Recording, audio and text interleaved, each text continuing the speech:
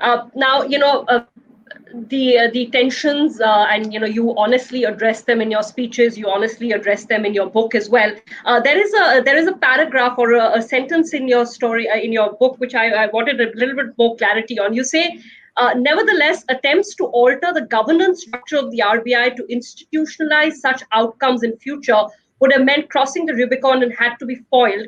As a result, the RBI lost its governor on the altar of financial stability.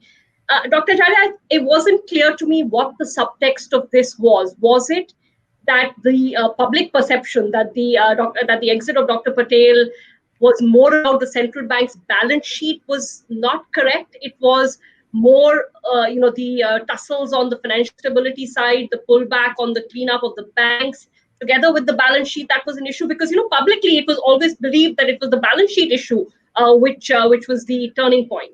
As I highlight, Ida, in my book, I don't want to get into sort of specifics of what events led to any particular thing, because those are details at the end of the day. I think, as I try to explain in the fiscal dominance chapter, all of these things, regulatory forbearance by the central bank, pressures to cut rates, pressures to provide liquidity to monetize the government deficits, lack of recognition of timely defaults on bank loans, the push for short-term external debt being issued by the government, and the desire for RBI's balance sheet in the form of surplus. All of these issues are ultimately tied to the government trying to solve its fiscal problems, not through its own decisions to reorient expenditures, to consolidate, to undertake the right structural measures, but basically turning to the central bank as a quick way of getting some sort of concessions along the way. And as I mentioned, central bank horizon, given the mandate that is given to it of protecting depositor interest, protecting the external sector, protecting the banks, etc., is very long-term by nature. Inflation stability, these are very long-term objectives. And the government objectives, unfortunately, can be extremely short-term.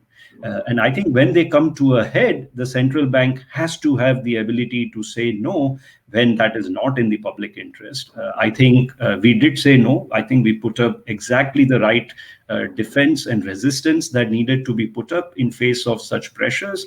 Otherwise, we would have seen a repeat of the previous mistakes of this decade without actually having fixed them in the first place. So my sense is whatever defense we put up was entirely in public interest. I think the country is far better off because our banks are not in worse shape than what they could have been given the pressures that were on us at that time.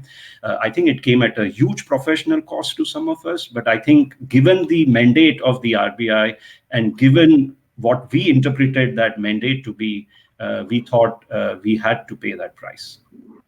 You also exit because you felt that you weren't being able to do what was in your agenda, and you put it out very nicely that this was stuff that was on your mind the day you boarded the flight from New York to Bombay. So you had an agenda in your mind even when you came into the RBI. Was it part disappointment that led to your exit as well? No, I have actually no disappointment about anyone's exit. I think exit is a form of voice. Exit is a part of what one has to use. I think in various situations in life, when you have to stand up for what you believe in. I have no disappointment. I think it was an extremely fulfilling job experience. I learned a lot on the job. I worked very closely with so many wonderful people, very talented people, very committed people at RBI. And there is nothing that I would do differently if I had to start all over again. I have no disappointment whatsoever. I think at some point, as you said, I had to take a call on what I think I was capable of doing.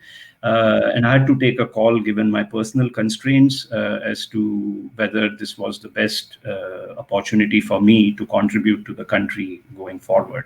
But, I think I would not do anything differently than I did over those 2.5 years. And yet I entirely think these were extremely fulfilling years of my professional career.